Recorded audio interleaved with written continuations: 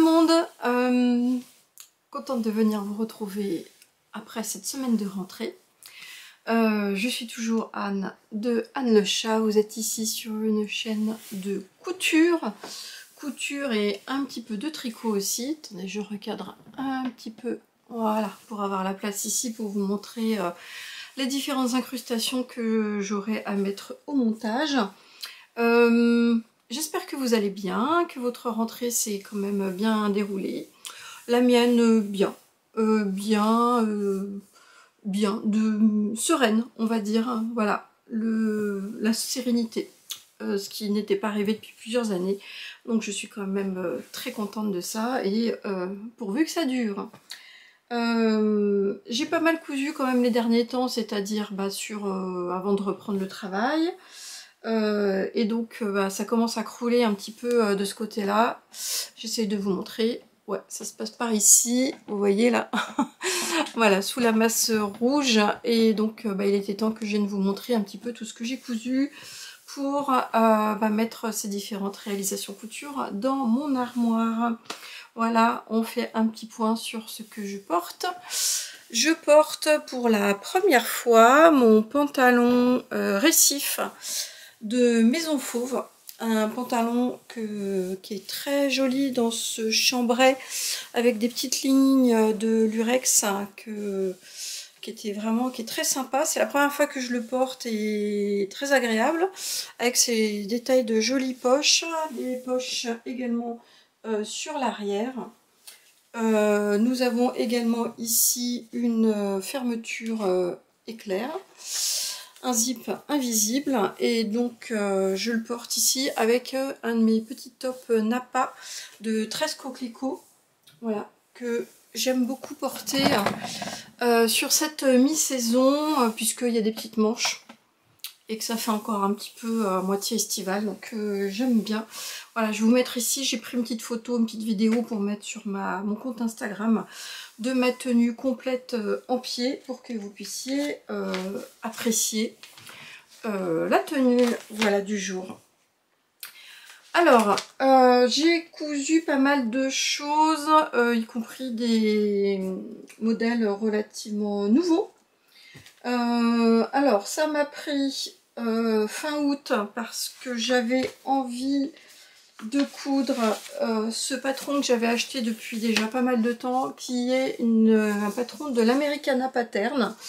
Je crois que c'est la première fois que je couds quelque chose de cette marque-là, dont j'entends dire beaucoup de bien, qui est plutôt spécialisé sur les coutures, on va dire, à base de jeans, pantalon, et également, voilà, là par exemple, c'est une déclinaison ici dans une petite jupe, dont j'aimais bien le design, voilà, avec c'est une jupe sur laquelle on a un pan supplémentaire qui est légèrement donc asymétrique, qui normalement tombe un petit peu plus bas que la jupe. On a possibilité de mettre ou pas ce type de poche à soufflet. Vous voyez ici qu'on a une fermeture invisible dans le dos. Elle est quand même indiquée un niveau de 3 sur 5. C'est de la taille 32 à la taille 52. Moi, je l'avais acheté du temps où les patrons étaient commercialisés sur Makerist.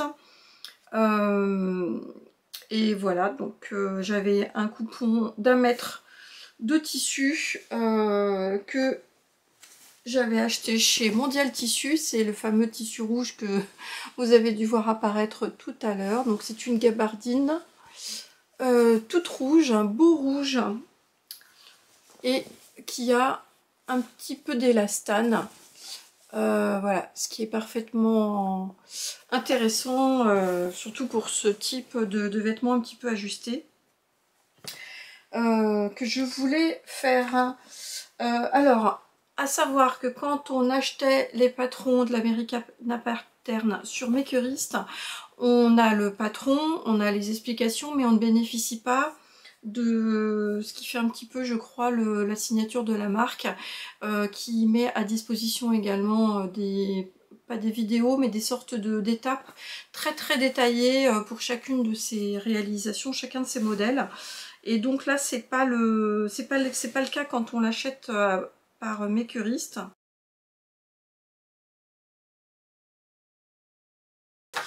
Voilà, pour ça, je vous montre quand même voilà, ma réalisation de ma petite jupe.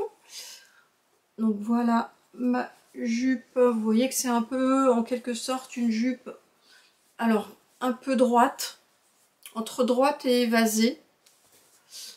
Un pan ici, voilà, qui est non doublé, mais voilà, pour laquelle je vous montre ici, moi, la fameuse couture en onglet, qui est vraiment très très jolie. Et sur le dos, donc on a deux petites pinces avec une fermeture éclair qui, voilà, qui est posée. Alors comme c'est dans le dos et que mon tissu il est stretch, forcément elle se voit un petit peu, mais comme je l'ai choisi rouge, je trouve que ça va pas trop mal.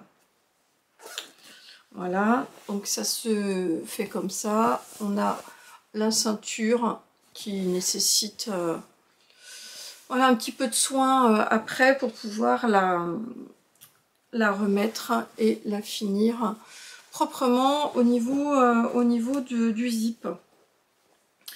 Alors, moi j'ai choisi ce patron parce que en fait j'ai une vieille jupe, je crois que c'était la marque Captain Tortue, je sais même pas si ça existe encore, et ce qui était une jupe que j'aimais vraiment beaucoup et qui avait après en fait ce design, avec d'ailleurs une poche sur le côté. Là vous voyez, moi j'ai pas fait aucune poche dessus, et donc j'avais très envie de pouvoir me refaire une jupe similaire. Alors je m'en suis tenue donc au plan des mesures, au tableau des mesures pour choisir ma taille, et donc j'ai choisi de faire une taille 42, sachant que pour la taille 42, alors c'est là que ça m'a fait un peu bizarre, ils indiquent que pour le tableau des mensurations 42 c'est une taille 80 cm. Ok, mais que le tableau des mesures du vêtement fini, du coup pour le 42 ça fait 79 cm. Donc j'ai pas trop compris comment le vêtement du coup peut être plus resserré que la taille initiale. J'arrive toujours pas à me l'expliquer, d'autant plus que c'est pas... On demande de privilégier des tissus avec de la tenue. Et en plus, ils disent, si votre tissu possède de l'élasticité, nous vous conseillons de prendre la taille en dessus. Donc là, est-ce que c'est une coquille pour dire justement qu'on prend la taille en dessous? En général, quand on a un peu d'élasticité sur le tissu, bah en fait, il peut justement avoir tendance à gagner un peu plus d'ampleur et on peut sous-tailler. Là, c'est pas le cas, donc j'ai eu plusieurs...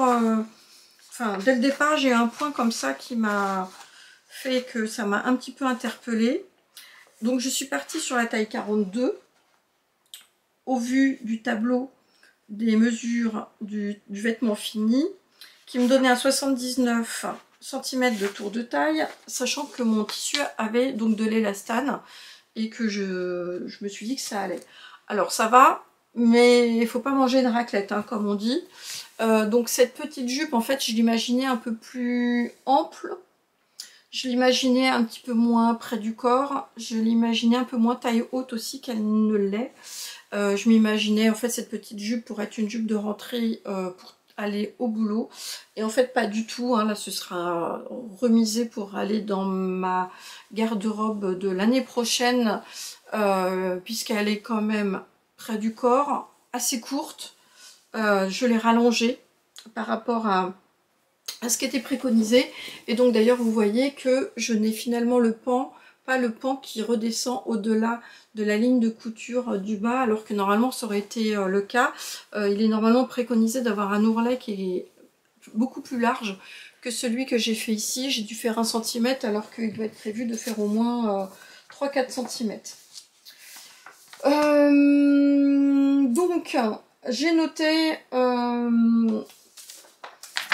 donc, alors vous voyez, pour ma gabardine, elle est toujours sur le site Mondial Tissu, hein, donc ça m'a coûté un coupon de 1 mètre à même pas 14 € le mètre, donc une petite jupe à 14 €, on va dire qu'il faut bien que ce soit aussi une toile et que le tissu n'est pas non plus hors de prix. 244 grammes par mètre carré, je trouve que Je la trouve intéressante cette gabardine chez Mondial Tissu. Si jamais j'en ai besoin, je pense que je pourrais être amenée à en reprendre. Et donc c'est 97% de coton et 3% d'élastane. J'ai noté en termes de modifications, si jamais vous avez également acheté le patron comme moi sur Mercuriste et que vous aviez envie de faire cette petite jupe pour vous. Donc déjà de ne pas hésiter à surtailler selon moi. Le thermocollant, il est prévu de thermocoller l'ensemble de la ceinture. Et moi, je n'ai mis qu'une épaisseur de thermocollant et seulement au dos et pas devant, heureusement, parce que sinon là, je la fermais pas. Donc ça me permet de pouvoir avoir du maintien sur l'arrière, mais par contre sur le dos, de continuer d'avoir un petit peu l'élasticité qui pour moi était obligatoire pour cette jupe. Et c'est d'ailleurs quelque chose que j'ai tendance à faire pour quasiment maintenant toutes mes coutures, pantalons, etc. Je ne thermocolle plus en fait en totalité les ceintures, si jamais je les fais avec un peu d'élastane, de tissu avec un peu d'élastane. L'angle du pan que je vous ai montré ici, donc il était bien, il n'était pas du tout indiqué de le faire de cette manière-là. Donc il était prévu de le replier et il y a une petite astuce en disant qu'on peut le faire en onglet. Et donc je suis allée farfouiller sur le net pour voir comment se faire cette technique parce que elle est quand même super belle, hein. Regardez un peu.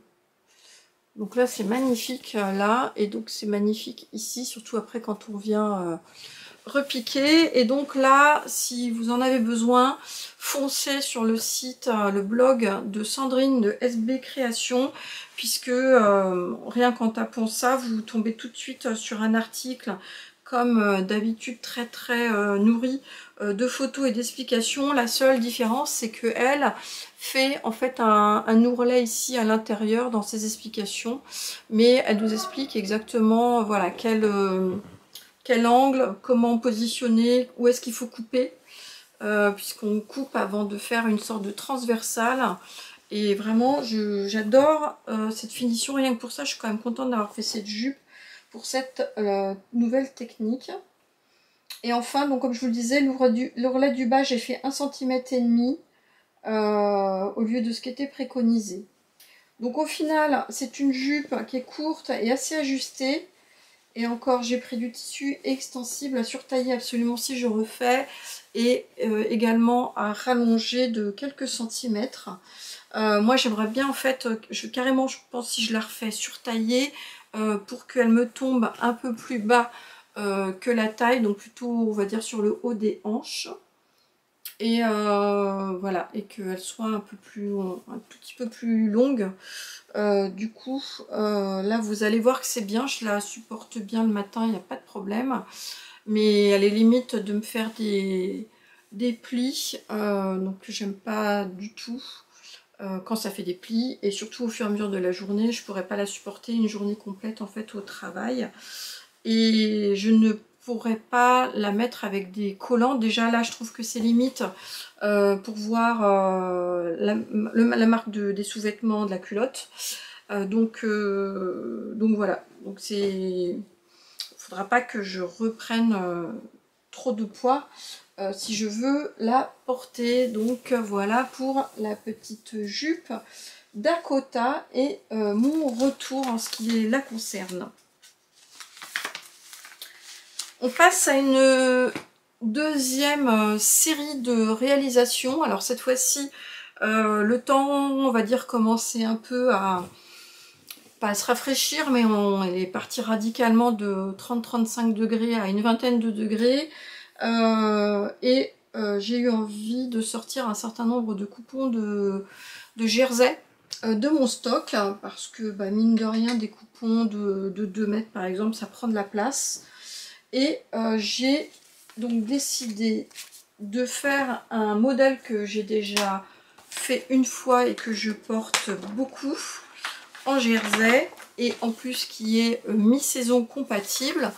Je veux parler de la robe Mandy de Sodia Estep, que j'ai déjà fait donc dans une version bleue avec un jersey de coton Dressenstoffen, et qui est une robe que j'adore et dont j'ai tout le temps des compliments. Et donc j'ai récidivé dans un autre jersey. Alors je crois que c'est aussi du jersey de Dressenstoffen, mais je peux pas le parier.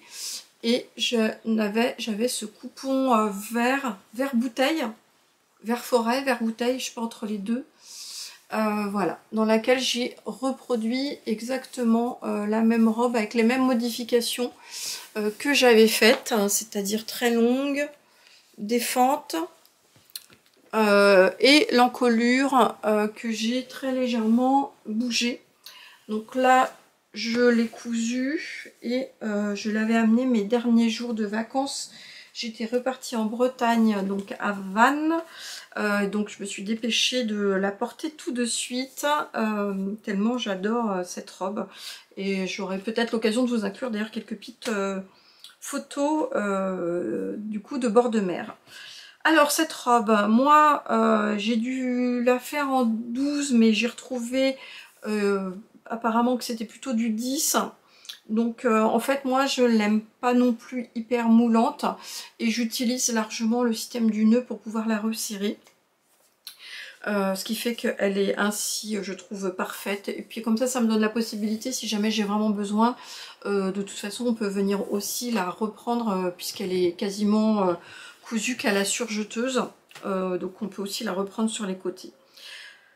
J'avais un coupon de 2,20 m, sachant que donc j'ai utilisé ce coupon pour me faire non seulement cette robe, et j'ai pu caser un t-shirt Dresde de Direndo dans mon coupon, donc 2,20 m à raison de 6,95 € du mètre. Ça me fait donc une robe et un t-shirt dans ces 2,20 m qu'à coup sûr j'ai dû commander que 2 mètres, donc 6 et 7, donc pour moins de 14 €. Les modifications que je fais, je vous les redonne rapidement. Mon encolure est remontée de 5 cm par rapport au modèle initial. Je recalcule moi-même l'encolure. Je prends la circonférence, je prends une bande de 4,5 cm que je plie en deux. Et pour la longueur, je fais un coefficient de 0,90 avec le jersey de coton de Dressenstoffen qui est le plus épais. Et c'est parfait, ça ne fait absolument aucun pli et ça tombe bien. La robe, je la prolonge jusqu'au bout de mon tissu. En fait, je la mets pas dans le sens de la laisse, moi je la mets dans l'autre. Et donc, comme elle est comme ça et qu'elle part en biais, j'arrive à la rallonger de 30 cm. Et je fais des fentes sur les 30 cm. Les fentes, je les couds, donc je surjette ici, voilà. Ici, après, je fais ma fente. Ici, vous le voyez, que je fais en fait à la machine à coudre au point droit. Je viens mourir, on va dire ici, de ce côté-là, et reprendre de l'autre côté. Je fais des jolis petits coins quand même, ici, à l'avance, c'est-à-dire sur les 4 coins. Je les fais endroit sur endroit, je fais une toute petite piqûre ici et je viens ressortir mon angle, ce qui fait que après toute cette couture là, alors je l'ai fait en 2 fois là, non même pas, voilà, je vais ensuite tout du long ici, je revais ici, etc., etc. Voilà, donc ça me fait une couture qui est très propre. Et je recoupe l'excédent de mon tissu, mais donc là je n'utilise pas du tout ma recouvreuse, j'utilise juste ma machine à coudre en point droit qui va dire à peu près sur une longueur de 3, puisque de toute façon il n'y a pas besoin d'élasticité à ce niveau là étant donné que ce sont des fentes. Je fais la même chose ici pour mes coutures de manches. Donc c'est le tissu tout simplement que je fais un rentré d'1,5 cm. Je couds à la machine à coudre, point droit, pareil, et je recoupe l'excédent et c'est très propre. Et en tout cas, il faut juste vérifier que vous n'ayez pas les bras trop forts pour ne pas être gêné, que ça ne tire pas. Moi, il n'y a pas de souci, donc j'ai pu le faire donc au point droit sans aucun problème. Superbe, voilà, donc déjà lavée, faut que je la repasse un petit peu mieux. Et celle-là, elle est travail compatible avec une petite veste en jean, des baskets, super. Voilà. Je vous ai dit que je cherchais à optimiser mon coupon de tissu.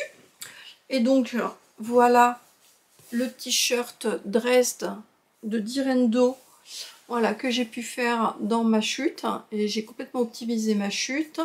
Donc en faisant également ici l'encolure en V, donc avec le même tissu, et j'ai fait un petit bracelet de manches également, comme je fais sur mes dernières versions.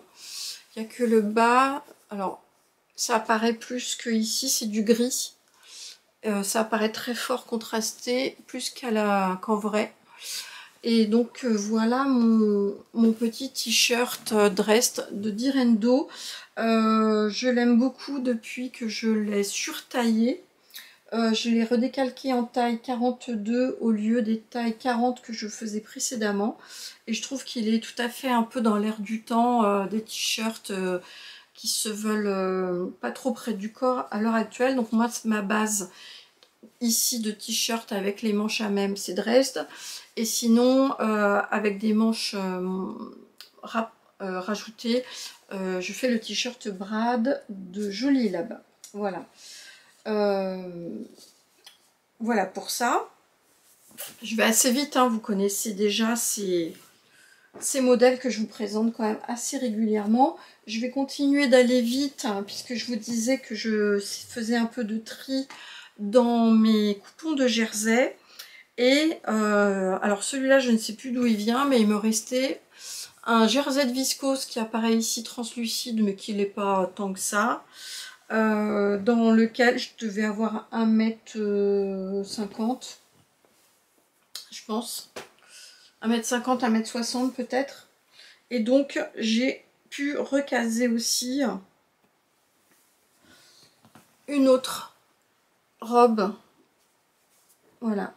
Une autre robe pipa like, hein, voilà. Donc pareil, très longue, défente.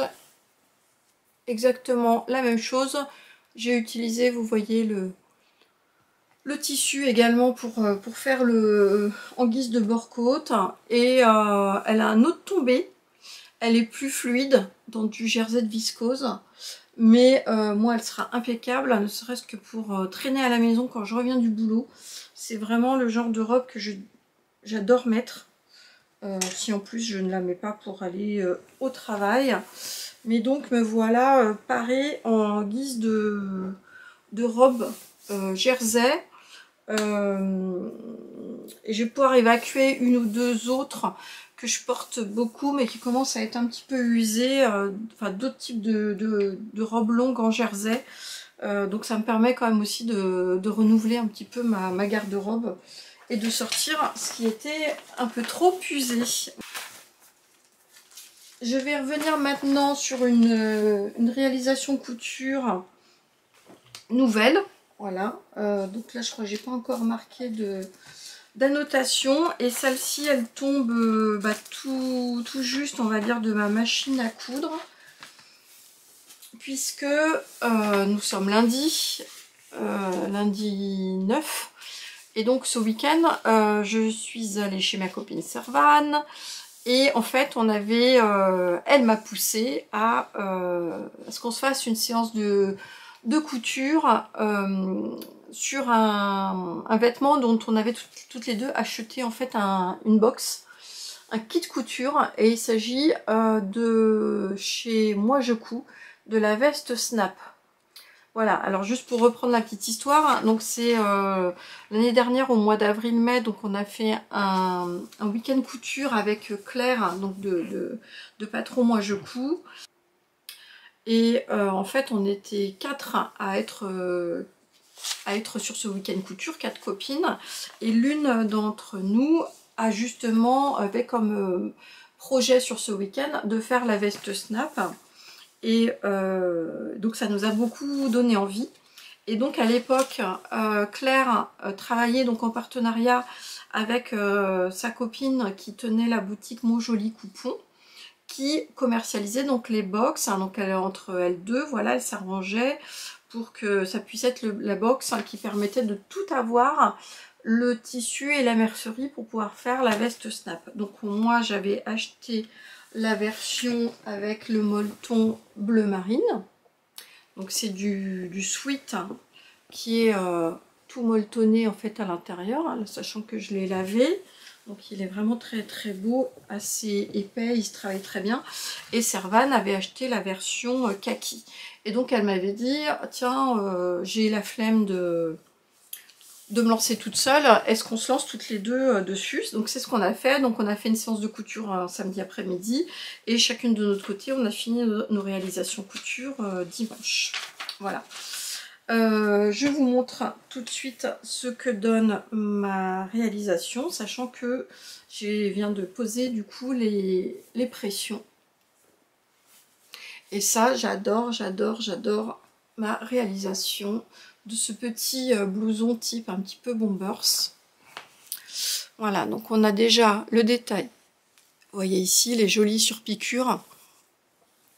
Au niveau de ce col, alors il faut savoir qu'en fait c'est la même pièce. Alors il y a une pièce derrière et 2 pièces devant, mais il n'y a pas de pièce pour le col. Hein, donc c'est vraiment la pièce qui a une spécificité avec voilà, une forme qui fait que ça revient dans le cou sur l'arrière. C'est très très agréable. Et donc on a ces surpiqûres. Voilà, qui sont là et qui viennent consolider en fait le col et qui donnent cette impression d'avoir un col rapporté, alors que ce n'est pas le cas. Nous avons des manches comme ça qui sont finies donc avec un élastique. Pour le reste, donc la partie qui prend le plus de temps de faire le poche, hein, alors même si ce sont de simples poches plaquées, on a un rabat de poche qui est doublé, cousu sans voir ici le surplus. On a la poche, hein, donc comme c'est de la maille, il faut faire attention parce que ça a tendance à bouger. Donc on a la possibilité d'avoir une poche soit avec l'entrée ici et le rabat, ou alors une poche qui permet de, hop, vous voyez, de le mettre son bras comme un bombers, avec l'entrée de poche qui est ici et qui est finie à l'intérieur, voilà, avec un ourlet qui est un peu plus grand. Donc voilà, donc en fait le plus long, enfin une des choses les plus longues, c'est effectivement de faire de belles poches. Donc on nous explique comment faire des beaux angles, de faire attention évidemment que ça ne bouge pas quand on va la coudre, et donc mais ça donne quelque chose qui est très chouette. Je vais voir si jamais je me mets à mettre une petite étiquette ici, ce serait vraiment parfait en termes de place pour le mettre. Et enfin, donc c'est une veste qui est non doublée, mais qui est toute douce, avec le côté un peu moumoute. Enfin, je sais plus, c'est brossé, je crois ça s'appelle. Et on nous dit de laisser soit la parmenture ici, puisqu'on a une parmenture, soit de la laisser avec un surjet, ou soit de placer un biais. Donc moi, j'ai pas utilisé le biais qui était pourtant fourni hein, dans le kit, mais je me suis fait plaisir en mettant un biais Atelier Brunette que j'avais acheté à un moment. On a le biais là et on a le biais ici tout autour. Pareil, on n'a pas de bande ici rapportée, et c'est vraiment extrêmement bien fini. Voilà, je vous montre tous les détails, tellement c'est des jolies finitions. Et moi, la seule chose que je n'ai pas faite, c'est qu'il était prévu de mettre un élastique, y compris sur le bas, pour faire encore une fois un petit aspect bombers. Mais moi, j'ai choisi de le faire en taille 40, ce qui m'en fait une petite veste bien, sans trop d'ampleur. Je vous la montrerai tout à l'heure. Mais du coup, si jamais je mettais là l'élastique, en fait, en fermant la veste, elle m'englobe parfaitement. Donc l'élastique aurait resserré la veste, et donc je pense que, en tout cas, c'est pas l'effet forcément que je voulais. Et donc j'ai décidé en tout cas de la laisser telle qu'elle, droite. Voilà, ce qui lui permet, je trouve, d'avoir un aspect un peu décontracté, mais pas. Je peux la porter aussi au travail sans problème. Et le côté le plus difficile, en tout cas pour moi, c'est la pose des pressions. Donc les pressions étaient également fournies dans le kit avec un petit guide pour les poser avec un marteau. J'ai fait l'erreur de vouloir les poser avec ma pince prime, mais comme ce ne sont pas des pressions de la marque Prime, j'ai eu quelques petits problèmes. Voilà, donc j'ai quand même réussi à les poser, ce qui fait que le visuel est bon, mais mes pressions ne sont pas très pressionnées, quoi. Voilà. D'un autre côté, tant mieux, parce que quand les pressions sont presque trop, ça m'est déjà arrivé une fois d'avoir une petite veste comme ça où ça a fait un trou. Donc c'est pas terrible. Pour le coup, la pression est ressortie. Donc là, pour éviter ça, de toute façon, tout l'intérieur est doublement thermocollé, évidemment aussi pour solidifier les pattes de boutonnage. Donc vous ne pouvez plus la trouver sur le site Mon Joli Coupon qui a fermé, mais pour une fois c'est pour la bonne cause, puisque Claire s'associe avec Cynthia, je crois, de Mon Joli Coupon. En fait, ce sont deux copines de longue date. Et les tissus sont rapatriés, l'offre de tissus est rapatriée sur le site de Patron Moi Je Couds. Et pour l'instant, il n'y a plus de box qui est proposée, mais j'imagine qu'elles vont continuer à reprendre.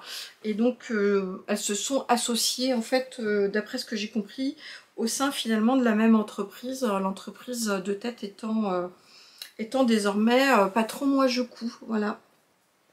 Dont je vous ai dit que je l'ai cousu en taille 40.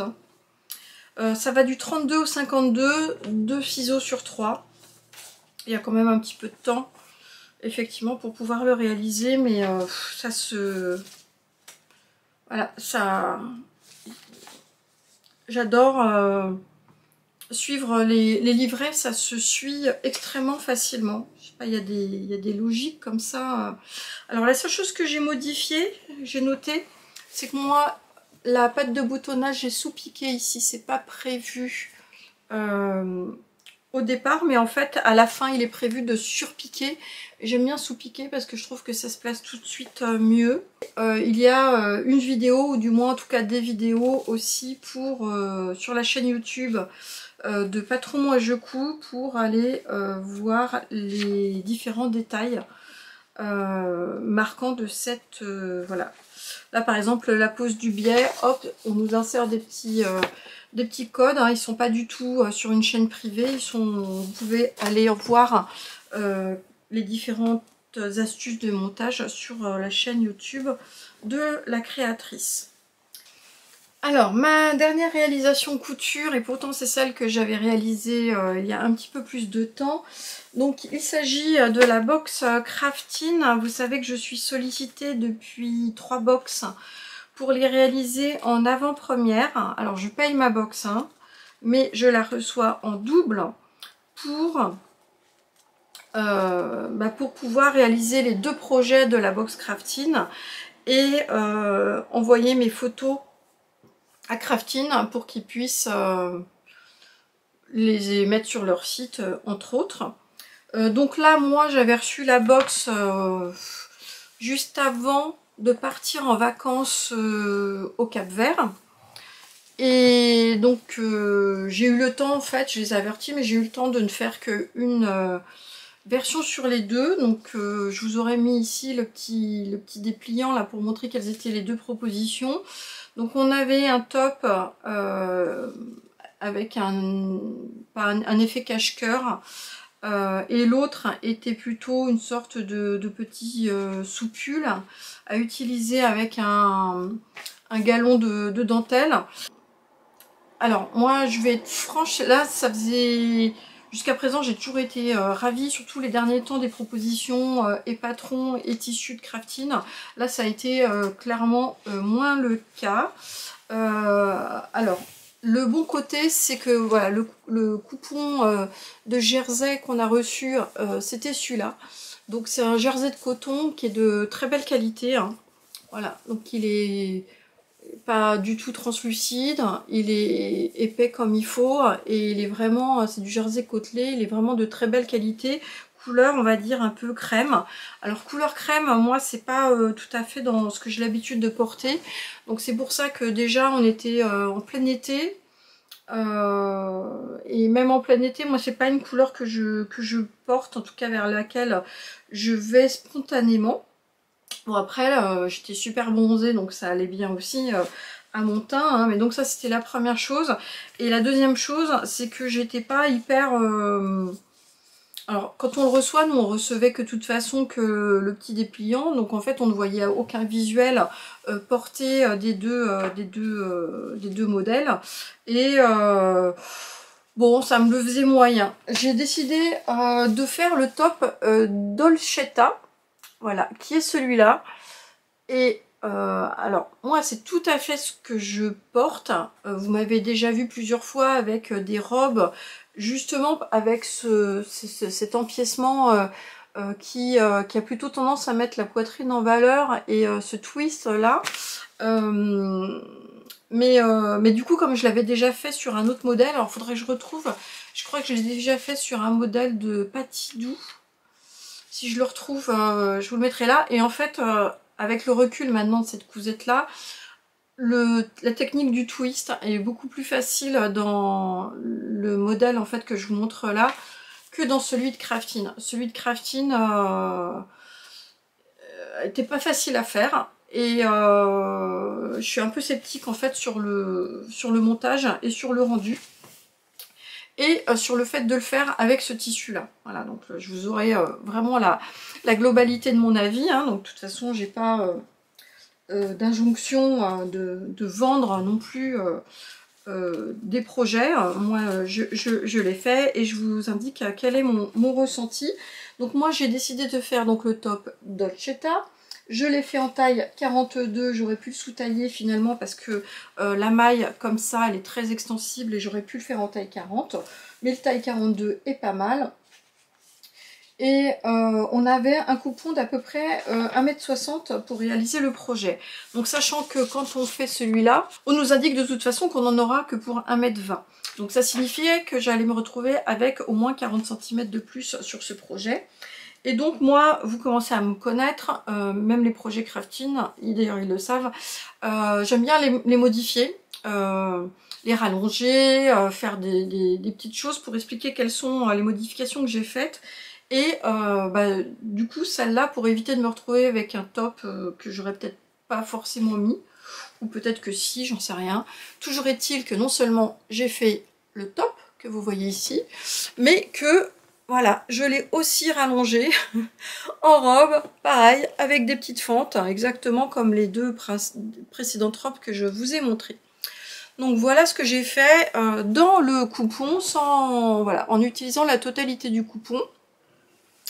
Et donc je vous montre, voilà ce qu'il en est. Donc on a cette petite robe du coup, avec un joli décolleté et donc ce twist ici qui permet du coup de pouvoir avoir cette originalité au niveau de la découpe, au niveau de la poitrine.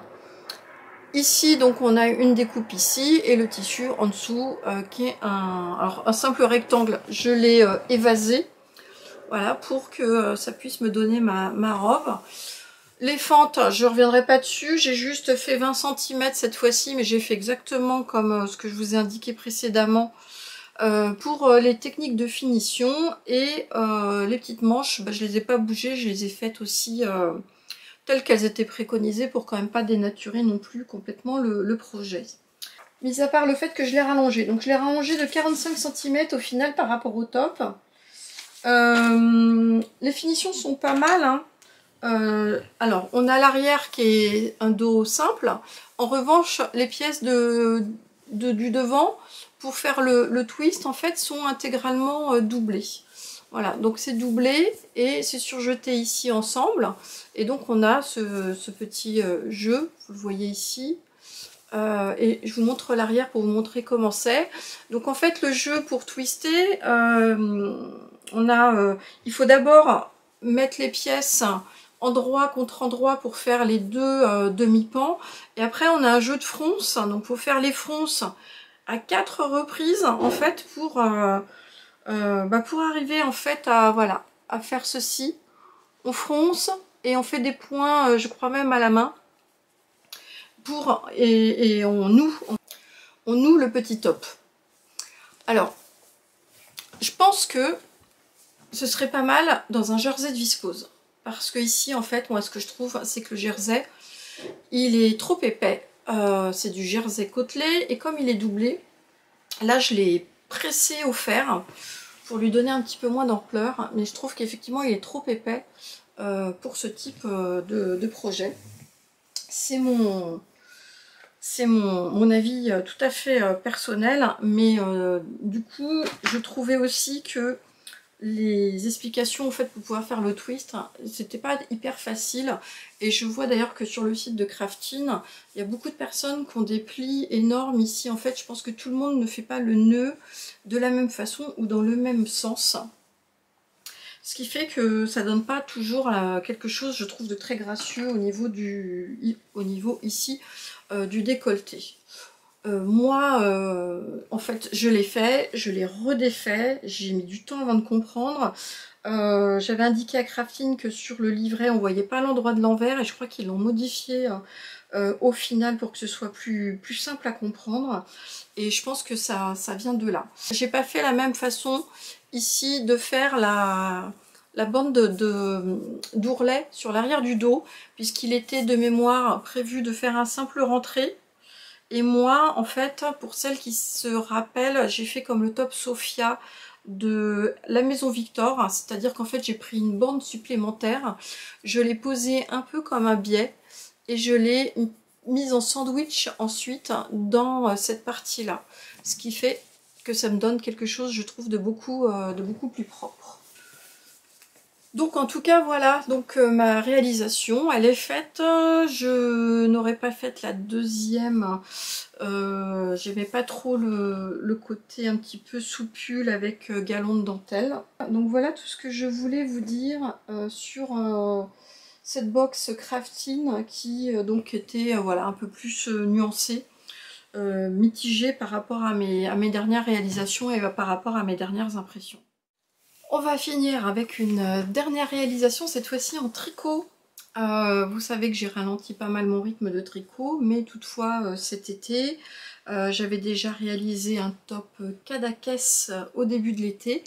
Et là, je cherchais un modèle qui était également avec une encolure V. J'avais bien aimé les petites torsades ici, donc en fait j'avais cherché sur Ravelry un modèle qui me permettait d'avoir quand même quelque chose sur mes aiguilles.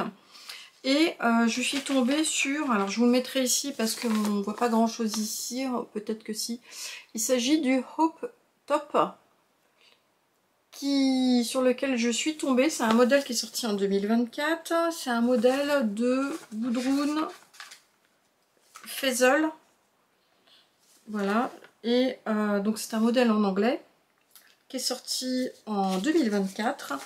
Et je trouvais qu'il correspondait tout à fait à ma recherche. Un col V devant, un léger col V sur l'arrière.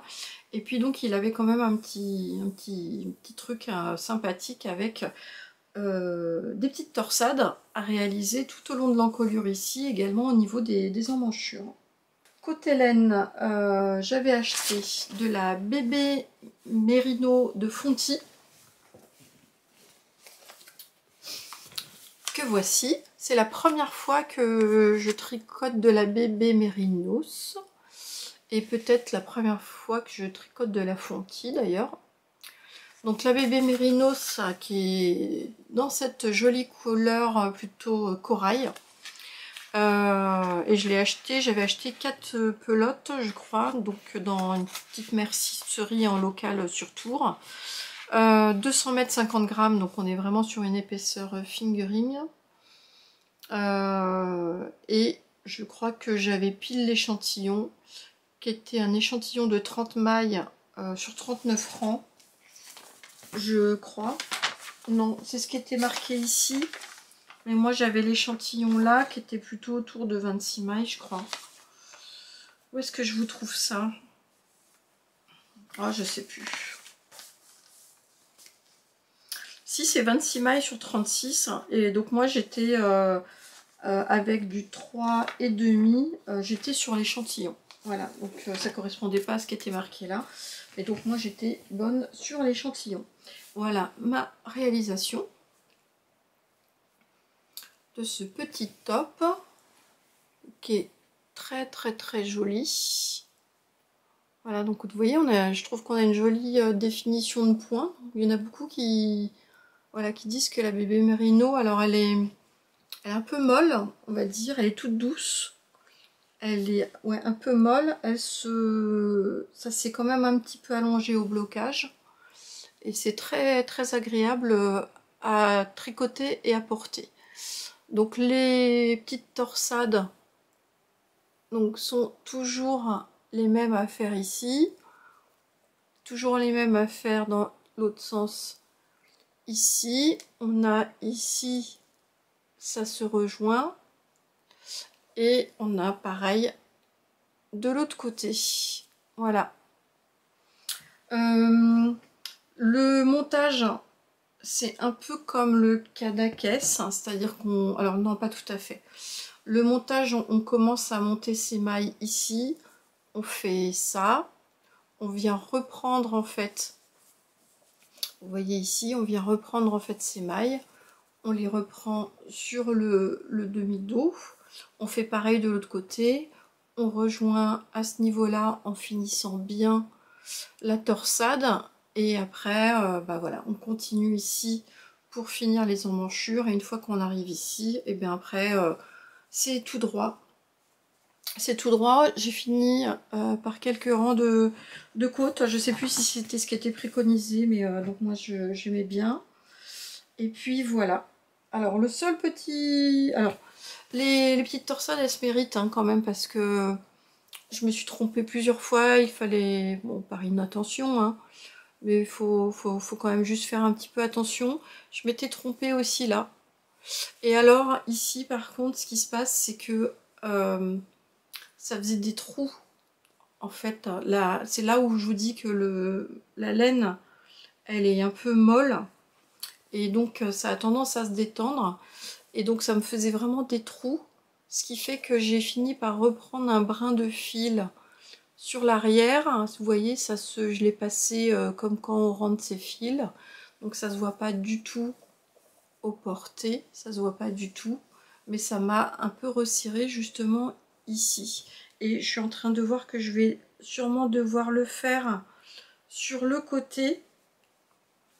Puisque, voilà, regardez, ça fait un peu pareil. C'est un peu lâche, donc je vais faire la même chose. Je vais prendre un fil et puis je vais le resserrer voilà, mon dessous de bras.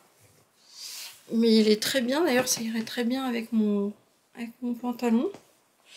Et je l'ai porté l'autre jour et il est très agréable à porter. Il s'est allongé un petit peu au blocage.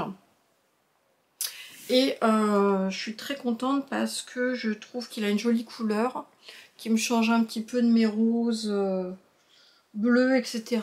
Et je trouve voilà, que c'est une couleur qui donne du peps, comme on dit. Voilà. Donc voilà ce que je voulais vous montrer pour la partie tricot. Donc je vous le recommande. C'est un petit patron qu'on voit pas beaucoup. Et j'étais contente d'être tombée dessus. Et je suis contente du coup de vous montrer un patron qui sort un petit peu des sentiers battus habituels de ce qu'on voit aussi toujours tourner sur Ravelry. algorithme oblige, voilà. Bien écoutez, voilà, je pense que j'ai à peu près fait le tour de tout ce que je voulais vous montrer. Suite au prochain numéro, quand j'aurai le temps de me remettre à la couture et d'avoir suffisamment de contenu aussi à vous montrer. Ça fait longtemps aussi que je réfléchis à faire une vidéo sur YouTube. Ce serait du blabla, mais c'est pour expliquer voilà comment ça fait 5 ans que j'ai cette chaîne. J'étais un peu étonnée, je croyais que c'était en 2021, mais non, c'était à l'été 2020. Donc ma chaîne elle a 5 ans, 5000 abonnés. D'ailleurs, donc je vous remercie toutes au passage. Et donc je me demandais voilà si cela vous intéressait d'avoir un petit peu cette prise de recul que j'ai sur ce que j'aime pas sur YouTube. Voilà, parce que la façon dont comment dire, les évolutions qu'il y a actuellement, et ce que je touche, ce que je perçois, voilà. Donc dites-moi si ça vous intéresse. Et puis comme d'habitude, voilà, n'hésitez pas à me dire quelle pièce vous aura plu, ce que vous aurez pensé de tout ce que j'ai cousu ces derniers temps. Voilà. Bah écoutez, moi je vous souhaite un bon mois de septembre, et puis bah, je vous dis à la prochaine. Ciao, bye bye, bye.